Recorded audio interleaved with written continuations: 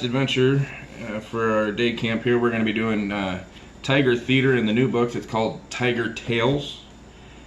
Complete at least 4 of the following requirements. There are 7 requirements here, and we're going to work through as many of them as we can. Requirement number 1 is to create a tall tale with your den. Some tall tales are about real people, while others are about make-believe characters. Tall tales are also called folk stories and start out like a believable story. As the story goes along, the tale starts getting bigger and larger and funnier, and these stories make the character seem bigger, stronger, able to do things a real person or animal could not. Here's an example of a tall tale. I had a hound dog named Sam, who could open doors. Sam did not open doors with his mouth. Instead, he would back up until his back paws went right up to the side of the door, and he would wrap each back paw around the door handle, let out a long hound dog howl, whoa, and open the door. When you create a tall tale with your den, let your imagination fly. Ask yourself what happens next, and then what funny, amazing thing happens after that. When you make up a tall tale with your den, sit in a circle. And again, you guys can do this with your family. You don't have to meet as a den. A lot of people aren't meeting as packs or dens right now, so you can do this with your family or just a group of your friends. When you make up a tall tale, sit in a circle. One tiger should start the story with 1 or 2 sentences, then the next tiger in the circle will add 1 or 2 sentences, and continue around the circle until everyone has had an opportunity to add to the tall tale. What was the story about? Did it get bigger and funnier as you went around the circle? Requirement number 2 is to create your own tall tale. Share your tale with your den. Now you get to make up your own tall tale. Your caring adult can help you if you want to write down some notes, or you can create a cartoon strip to show how the story goes. Your story can be about anything you can think of. Make the beginning of the story believable and ordinary, and then build on the tall tale. For example, how many tall tales have been told about Pecos Bill? He was a make-believe cowboy back in the Wild West. According to the story, he was riding in a covered wagon as a baby when he fell out near the Pecos River in Texas. That's how he got his nickname. Pecos Bill was raised by a pack of coyotes. He grew up to be one tough cowboy. He used a 20-foot-long rattlesnake named Shake as a lasso and ate dynamite, his favorite food. Sometimes he rode a mountain lion instead of a horse, and once he even lassoed a tornado. I've done that. To create your own tall tale, make up your own character, or you can use a real person or a pet. Just have fun with it. Then share the tall tale with your den. The more you pretend your story is the truth, the more believable and funny it will be. So if you guys want to make up your tall tale and tell it to your family, that'd be just fine. If you want to tell it, if you're able to tell it to your den, do that. If you guys want to tell it to me, you can either write it down or make a video and email that to the email address there, the virtual camps with Winnebago, or at Winnebago. Requirement 3, read a tall tale with your parent, guardian, or other caring adult. You can find lots of tall tales at the library. You can also look for these fun stories online with your caring adult's permission. Here are some short stories of tall tales you might want to read. There's 6 of them in here. I'm going to read half of them. I'll read 3 of them and let you guys read the other 3. Johnny Appleseed. Everybody's heard, they told this one a lot when I was in school. I don't know if they still do, but it's been a while. It's been a while since I was a tiger cub. Johnny Appleseed. The folk character Johnny Appleseed was based on a real person named Jonathan Chapman. He traveled the country planting apple seeds and sharing his love for apples. Folk tales about Johnny Appleseed tell of how he wore his cooking pot on his head as a hat and never wore shoes. Legend also says that the skin on his feet was so thick that even a rattlesnake could not bite through it. Paul Bunyan. Paul Bunyan was a make-believe giant lumberjack who cut down a forest with one swing of his axe. He stacked up the trees like logs, then Babe, his blue ox, pulled the whole forest full of logs out in one load. When Paul Bunyan and Babe walked through Minnesota, their footprints were so big, they formed the state's 10,000 lakes.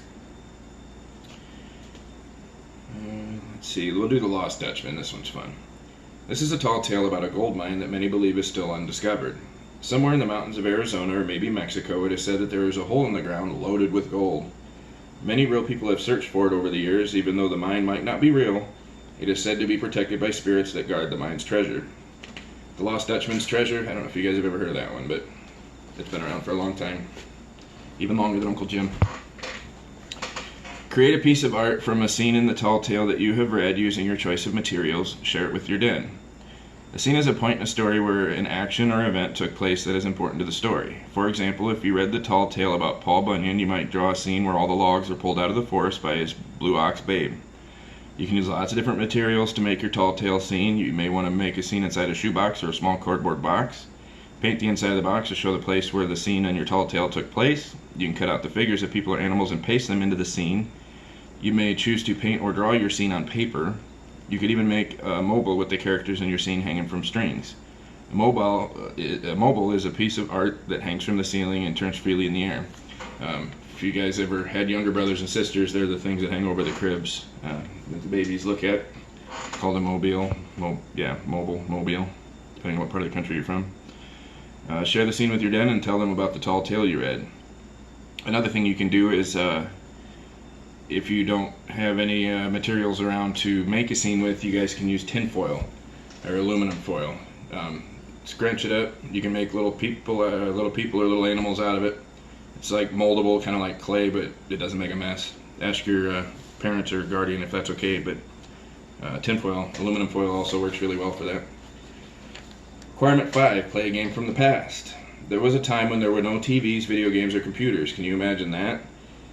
I even remember that when there wasn't any computers. Craziness. When your great-grandparents were young, many homes did not even have electric lights. Families told stories and sang songs in the evening on the front porch or around a fire in the fireplace. Even though they did not have some of the games we have today, kids still found ways to have fun. Some games children played long ago required skill. Others were just fun. Hopscotch, tag, sack races, jacks, marbles, checkers, leapfrog, horseshoes, jump rope, and bobbing for apples are games that children played. Some of these games are still played today. You can find books on games from the past. You can also ask your grandparents or older people in your family what they played when they were kids. There's lots of resources online for this too. If you guys just ask your Google machines, get help from your parents, and they'll be able to help you find some. When I was a kid, I know we used to play Foursquare and tag and freeze tag, and there was a dodgeball. I'm sure they still play dodgeball, but that didn't require any technology, just getting hit in the face with a ball a few times. It's character building or something, they said. We used to play wall ball. I don't know if anybody plays that anymore. Handball, where you slap a racquetball up against the wall. So if you guys look up, be interested to see what you guys find and what you end up playing. Again, it says do it with your den or your pack, but if you guys aren't meeting, do it with your family. It's a good chance to hang out with your family and your brothers, sisters, parents, aunts, uncles, whoever you can get to come and hang out with you.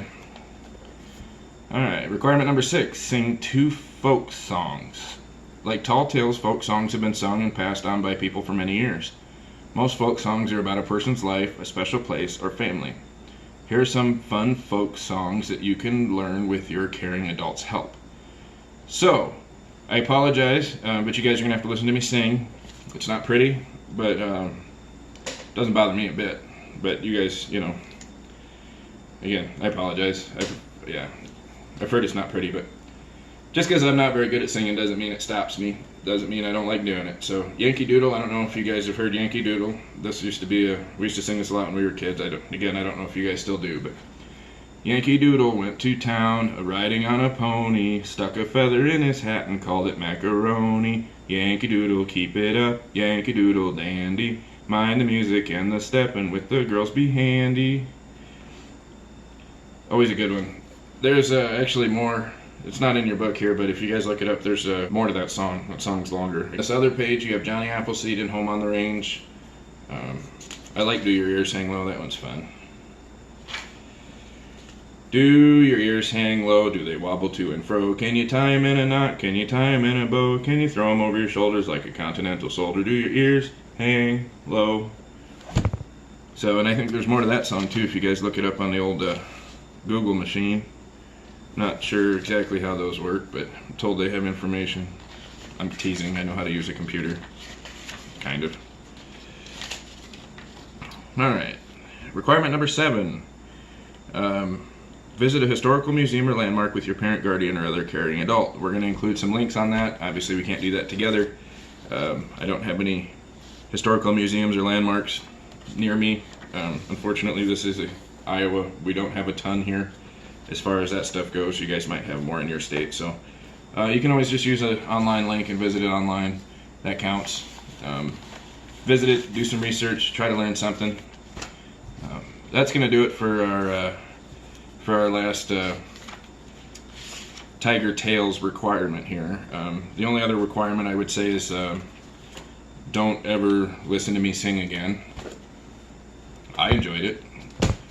So have fun, be creative, guys, do your good turn daily, and I'd be interested to see what you guys are doing for all your adventures. Go ahead and send that into the email address. We're doing a camp this week, and they're already starting to send tons of stuff in. I love seeing that stuff, guys. So if you have any questions, send it to the email. If you have any, just want to show off what you're doing, please. There's a few of us on that email, and we love seeing that kind of stuff. So send everything in that you can, and we love to see you guys having fun with it. So we will see you next time, and have a good day.